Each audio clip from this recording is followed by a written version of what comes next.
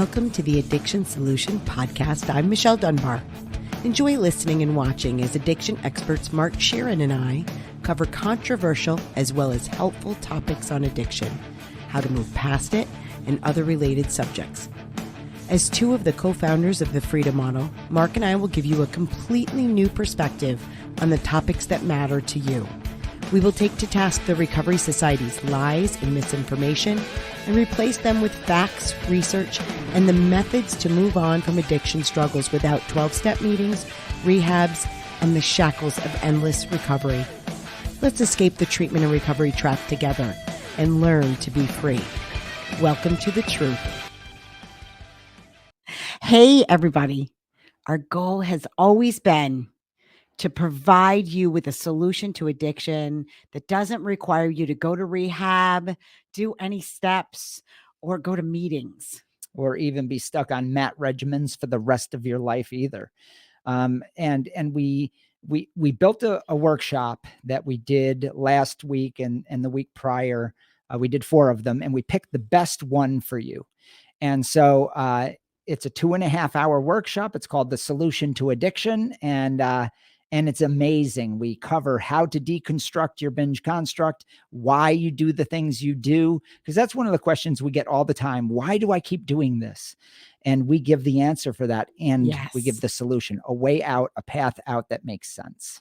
Absolutely.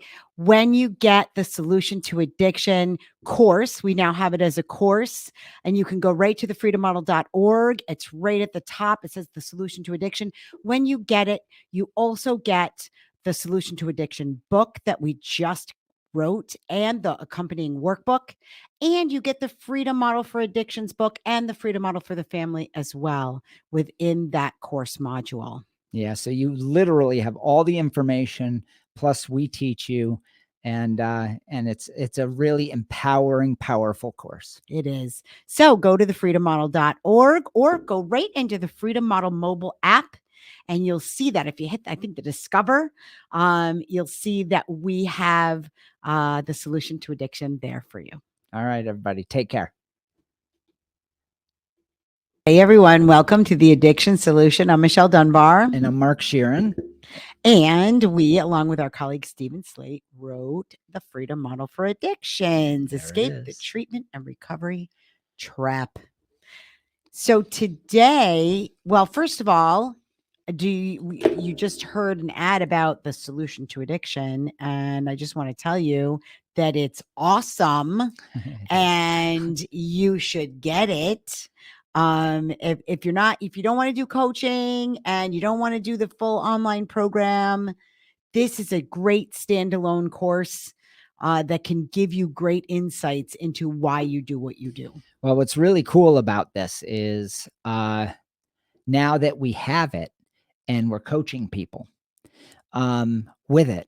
Yeah. What I do is I tell people, okay, get the solution before we start the coaching. And my God, does it make it productive? It sure does. So yeah, if you're going to do coaching or you're thinking about it, it might shorten up your coaching a bit. Yep. Because you're getting the core of what I would be teaching you or Michelle would be teaching you. You're getting the core of that right off the rip through video form. So anyway, that's just a thought I had. So today's topic is going to be really interesting because I was just in a session with somebody I was coaching, and we talked a lot about relationships and the illusion of controlling others, the illusion of how we believe we can control others. That belief that we think we can manipulate, strategize, quietly punish the people we supposedly love, and how we try to manipulate them to change as people. And I just want to make sure, do we have the right microphones on? I'm sure that we do, because I can see it, but I'm going to check it just in case. So I'll keep talking while she checks that. And so there's a strange thing that happens, and I want to frame this out. There's a strange thing that happens in human beings, and I think this is to a certain degree a worldwide phenomenon. But interestingly, I was reading, I'm going to digress for a minute because it's really pretty neat. So I'm reading a book about Daniel Boone and his relationship with the Native Americans. And one of the things that he writes in one of his diaries and he documents is his total wonderment at how the Native Americans dealt with their children, their little kids out in the wilderness. And what he observed is that they were allowed to roam completely freely and without any encumbrances, without the adults being actively involved at all for most of the time, and how dangerous it was and how it unnerved him. And now he came from European descent, obviously, with different customs than that, where we have quote unquote more civilized way of living. Now, Daniel Boone was pretty uncivilized. He was basically a Native American because he was out in the woods most of the time in his life with them. But the point was, he made a really big point of how fascinating it was to watch the children fight, play, roughhouse, and basically be lost in the woods, but not be lost. And how young they were when they were doing this. And I thought about that. And I know quite a bit about tribal life just from studying different societies throughout the world. And that's a pretty common thing in third world. It's very common in tribal living, like with the Maasai and a lot of the African nations and tribes and things like that throughout the world, not only Africa, but throughout the world, the Aborigines. So they don't try to control people. They don't, they have a different way of child rearing. And so I got to thinking about that. And I've talked about this in other podcasts, how we in Western society have learned to control each other, the illusion of control, because you really can't control people. You can only have the illusion that you can manipulate somebody and hopefully they'll end up doing as you wish they would do, which is a horribly dissatisfying way to cohabitate with people that you supposedly love, because that's not love, that's manipulation. Now, that kind of behavior almost destroyed my marriage. And we were both trying to change each other. And then we were both wholly dissatisfied with the results because the other person wasn't changing. And there was a continuous and endless power struggle. Now, the question is, how does all this get started? Right? This idea of control. And in Western society, it starts as children because in most of Western society, we have a model that is based on protecting a child from themselves. Yeah.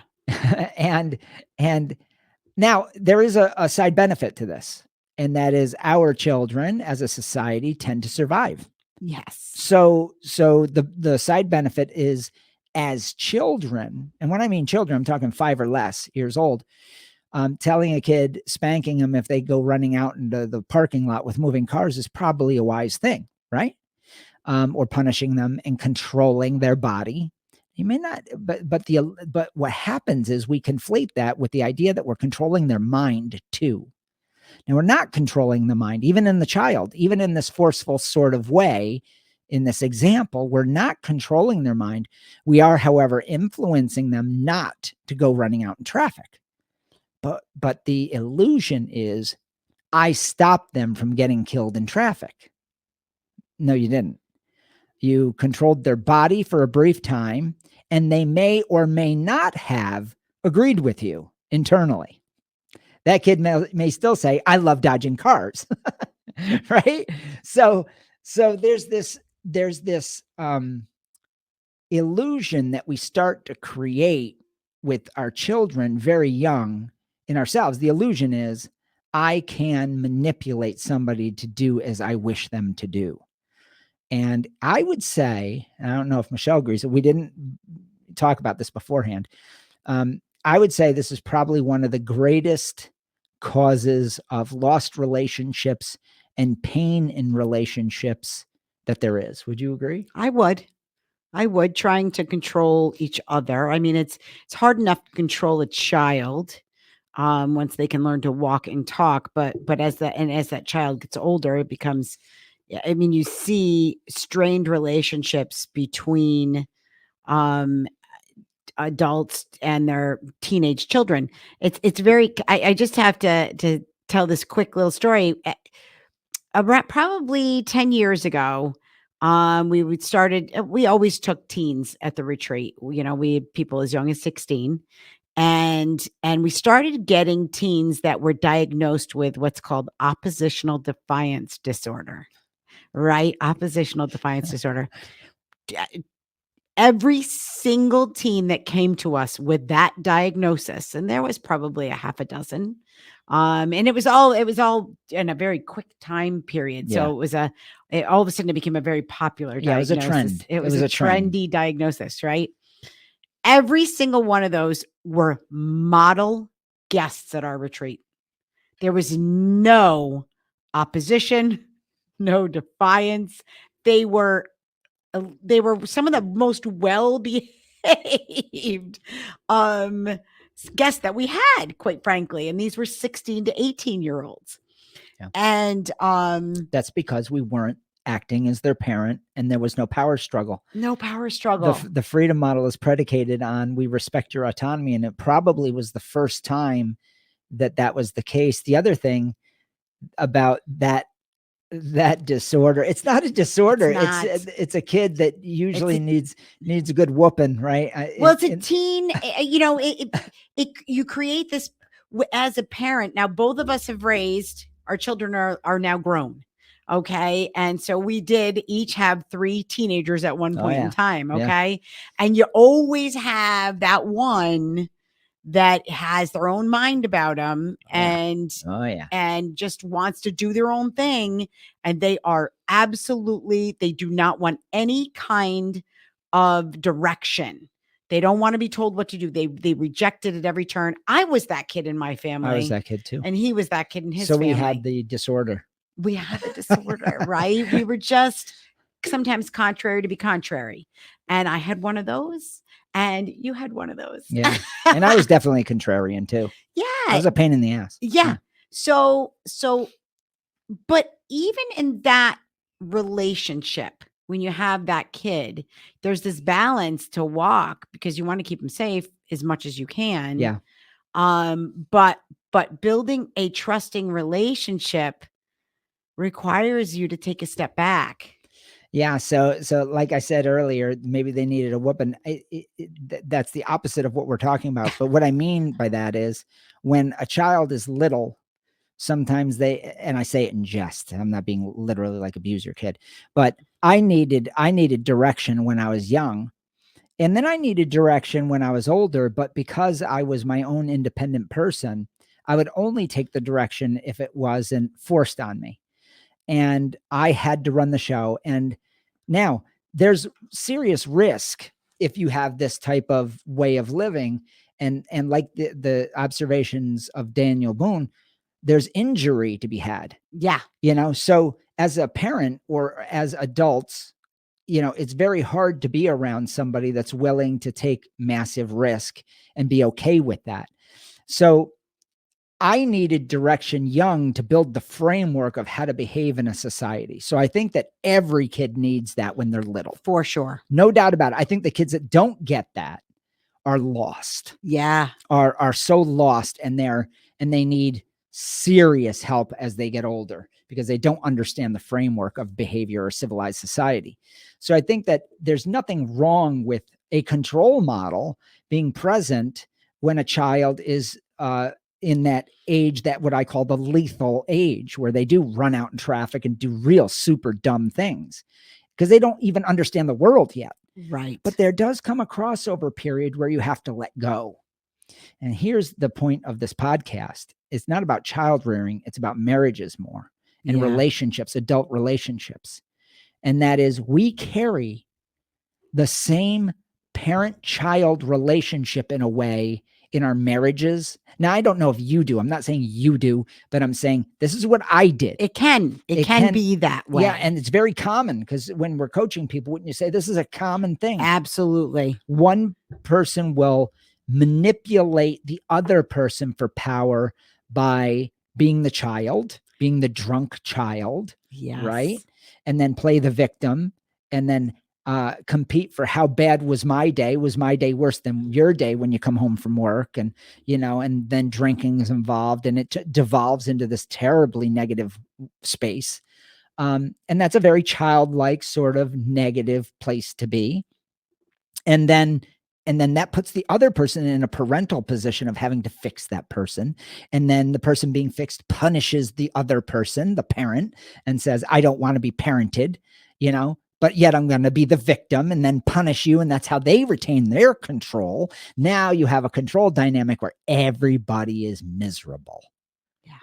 I mean, it's such a horribly toxic scenario because it doesn't work. It's all an illusion because you're playing a charade with each other. Well, I think it's so difficult for people. I mean, even in relationships with virtual strangers online, people try to control each other, right? Mark posted something and then this person chimed in about how could he post that, and then a big, everybody got in this big thing ensued, and it's like, I mean, how often do you go online and somebody posts something you don't agree with and you feel the need to let them know that they're wrong? That's exerting control. Yeah. That's a means. So if you do that in that small way, it's a pretty good chance that in your interpersonal relationships, you're really that way, right? If you're willing to try to exert control over strangers online, then probably look internally to your own relationships and maybe see where that might be hindering them. Yeah. Right? Yeah.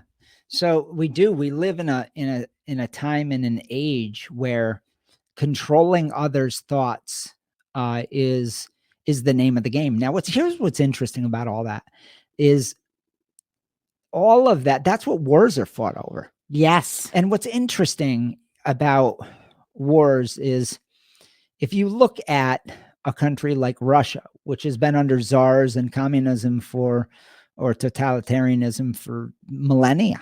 Yeah. Like, I think it's in one form or another. yeah, I think it's the continent with a lack of democracy for the most time in human history. And, it's all about control. You literally control every aspect of people's lives in that culture, or China, some of these other places, these communist countries. And what's interesting about that is unless you're able to isolate people from other ethos or other ideas, which is very hard to do now. Well, But especially now. yeah, if you have to control information to a massive degree. Unless you do that, that person's, as soon as they get an idea that is counter to that totalitarian view, they may act the role on the outside. So you can capture bodies, you can manipulate bodies, you can move people, you can starve them, you can do all these things that these totalitarian governments do. You can put them in concentration camps. You can literally take people's entire freedom away, but you can't ever make them believe as you believe. That's right. Without their permission. That's So right. literally, the human mind autonomy protects us from the tyranny of others. And that might be your husband, might be your wife, might be your children. It might be that oppositional child, right? And sometimes there are just mean kids. I was a mean kid for a while, right? So these relationships become terribly painful because everybody's trying to control the other person. And it's an illusion. It's like a totalitarian government saying you're going to think that communism is good when all objective reality is that it's horrible and I'm starving. What can I just go back to the basis for all this is we try to control others because we think that's where our happiness is. We think we will be happier if that person behaved differently. Like happiness somehow comes from outside of you.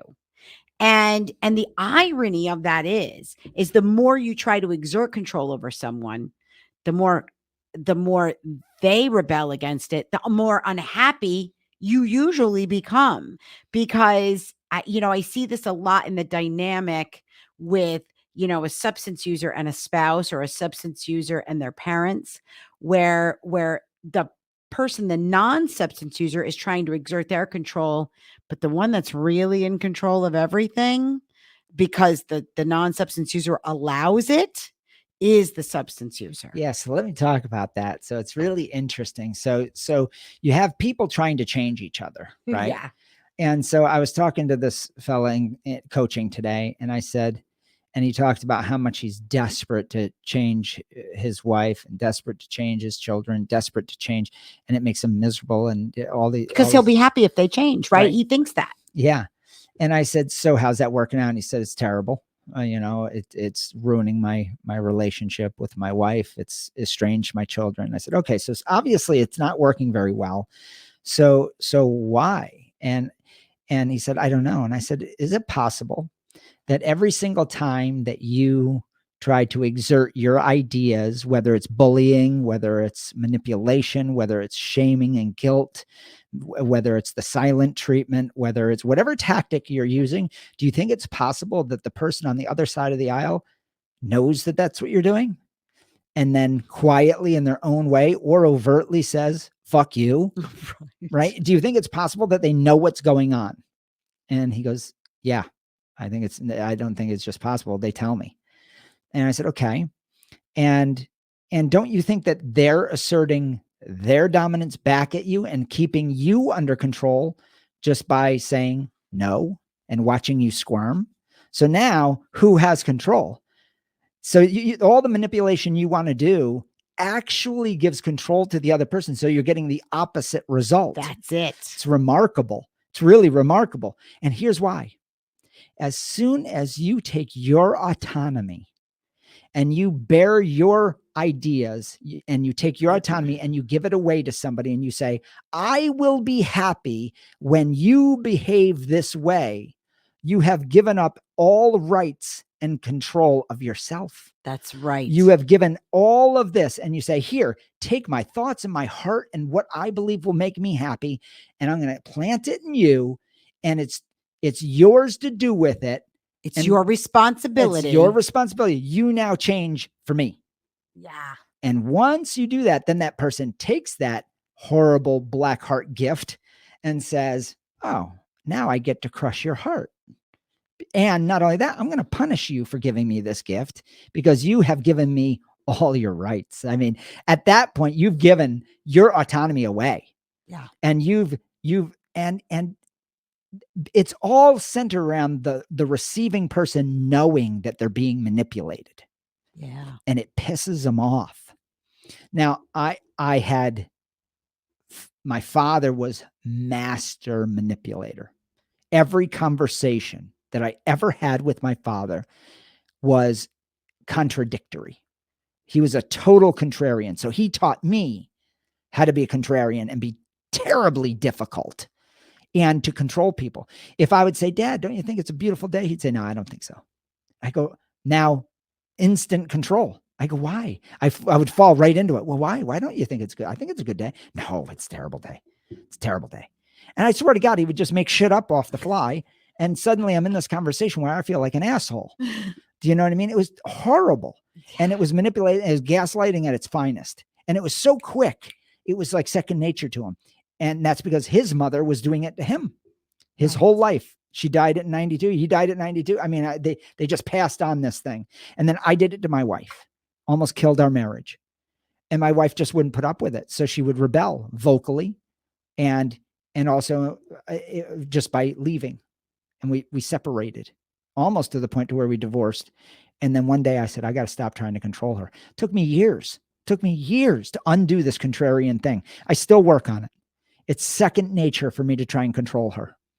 But now we laugh about it. I'm going to stop trying to manipulate you right now. And we sort of laugh, it's so ridiculous, Yeah. I want to talk more about this idea that if other people behave differently. Now, we're not talking about abusive type situations, no.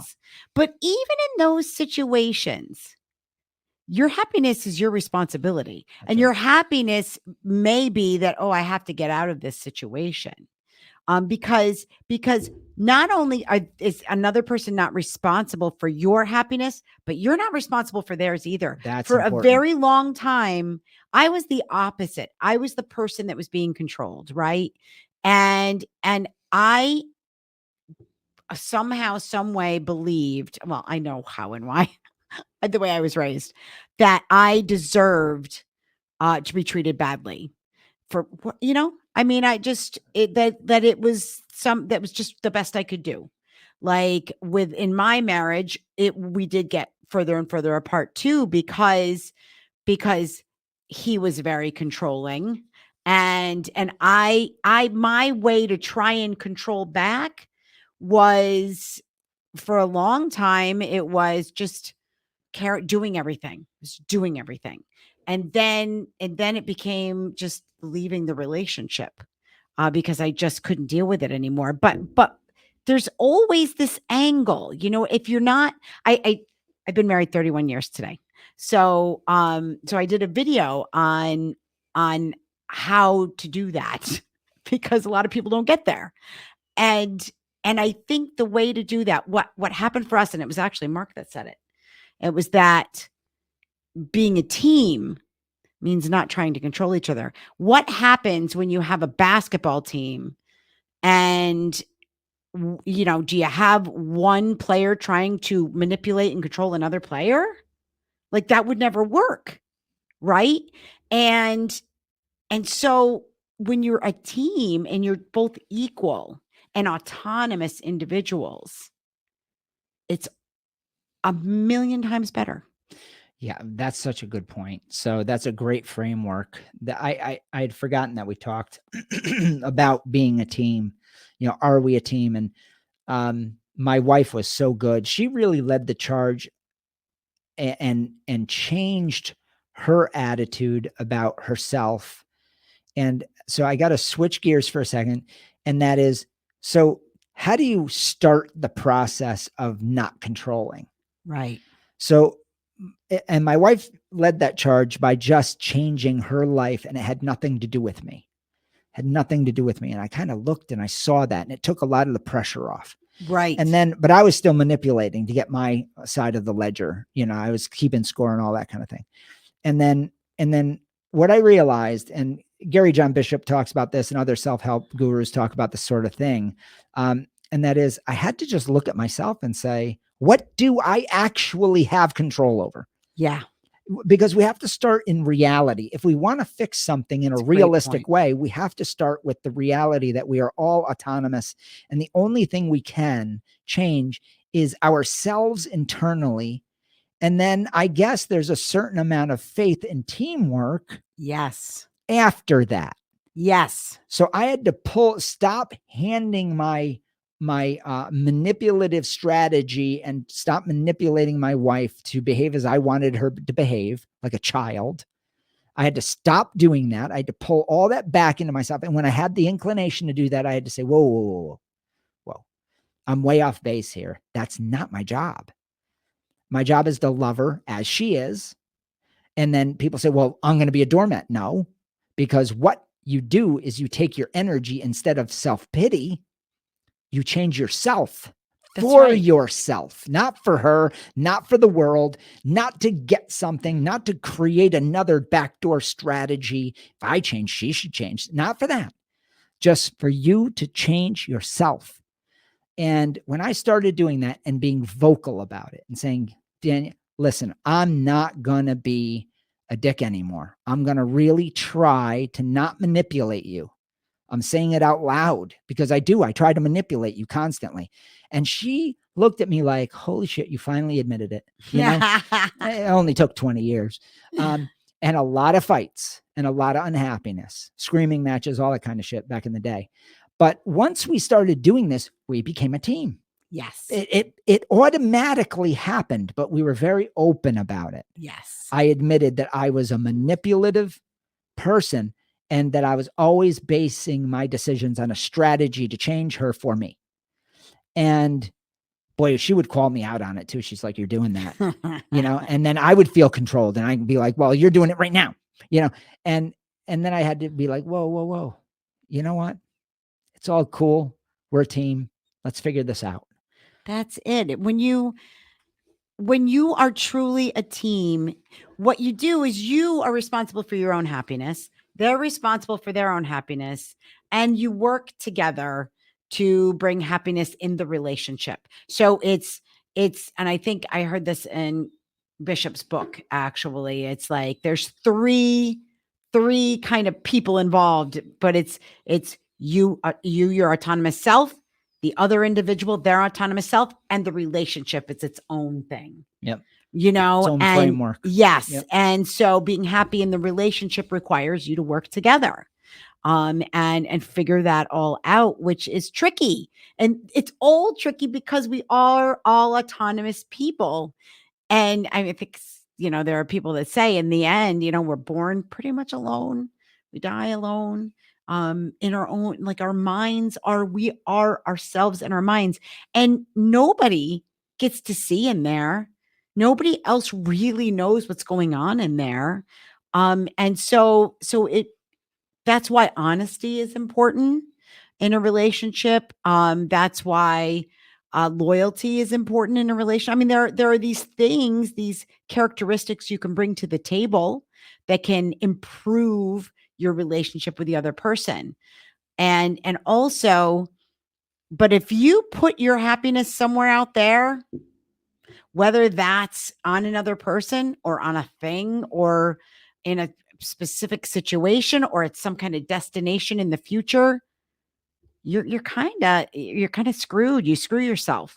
Yeah, you take all your own power and you're throwing it out to the world, hoping that they'll behave for you. Yeah. I mean, talk about a strategy of risk. Yeah. I mean, holy shit.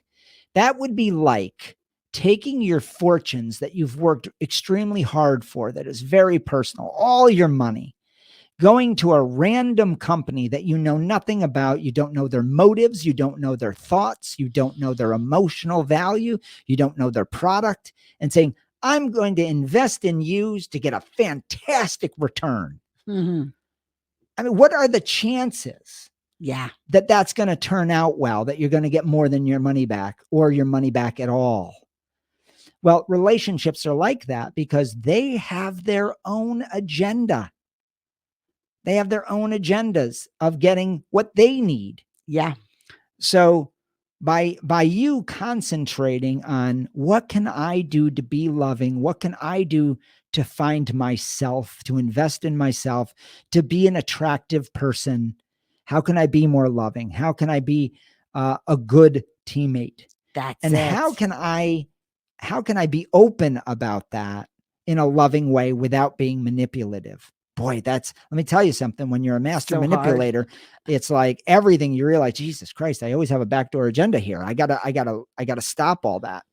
And by being open about it, it really does make progress a lot faster. The other thing is there's a certain amount of faith you have to have in the person that you're with. Mm-hmm. If you do this and it turns out that they abuse the shit out of you, then leave. I mean, there are deal breakers, of course, or like Michelle said earlier, if it's abusive from the beginning or there's no trust from the beginning, there's nothing. Right. You have nothing. There's no glue to get through this process. You have to have some glue. Yeah. You have to have some friendship. You have to have some basis of giving a shit about this person. If trust doesn't exist or there's real serious infidelity, all those things, those are usually the deal breakers that exist. So you have to make that decision. But barring the extreme, most people would have said if they were fly on the wall in my house that our marriage was done at year 10, at year 2, at year 5. There were many times where it looked bleak. But you know what? We've been married, I don't know, 22 years. 23. Oh, yeah, 22 years. 22 years. And the last 10 have been really, really good. because I figured this out. She figured it out, but she led the charge. She was honest and she said, I just want to change. And she changed on her own, had nothing to do with me. She's just like, I want to be a happier person. And she would say that vocally. I want to be a happier person. I don't want to fight. I don't want to fight. I don't want to fight. And I'd be picking, man, because it was habit. Yeah. So, these are important things. Yeah, those are really important things. And I just wanted to say something. It occurred to me when you were talking about, even the person that's kind of, it's never one-sided. Even the person that feels the victim, which I felt like for a long time, it took me a little while, a few years to when we were working through things, to figure out that I had a little bit of manipulated qualities on my own, and being kind of the perfect wife. He knows. Yeah. Yeah. He watched us go through this. Yeah. And it's really interesting how the longer you're together and you can develop these habitual ways of relating that are not helpful, to the relationship. But just like any habit, you become mindful. Oh, there it is again. There it is. There is that. And it's so, when you feel like you've been the victim for a long time, it becomes utterly painful, at least it was for me, to realize that, boy, I did play a role in this. And I did take on a way of manipulating the situation. So even when I was being this loving, taking care of everything person, I was quietly resentful, and Quietly punishing. I Yep. mean, I did do that. So, but all of this comes down to each person has to clean up their own shit, Yeah, you got to let go. and let go. let go of the past. It's so important. Yeah. Especially, well, that's the other part of this, right? The controlling stuff comes from our childhood, and then we bring it to these relationships, and it just doesn't serve well. Yeah, so the question becomes, are you going to live, let's summarize this. Are you going to live with an ethos of saying, I want to give away any control I have, which is internally. I want to hand it to this other person, this investment. I want to hand it to them to do with it as they wish, because they're their own autonomous person. And then am I going to insist that they do with my power that I've just handed to them what I want them to do? So that I can be happy. Now, that's a corporate relationship of an investor. An investor, you have a silent investor, and then you have an involved investor. That's the involved investor. That's the investor that says, all right, listen, you can have my money. But here are the rules. Yep. Now that works in business because business is an entity with a known, very dry sort of set of parameters. Here's the crazy part. The person you married isn't a company. No. It doesn't work that way. They have a mind of their own. And their agendas aren't out there in a prospectus.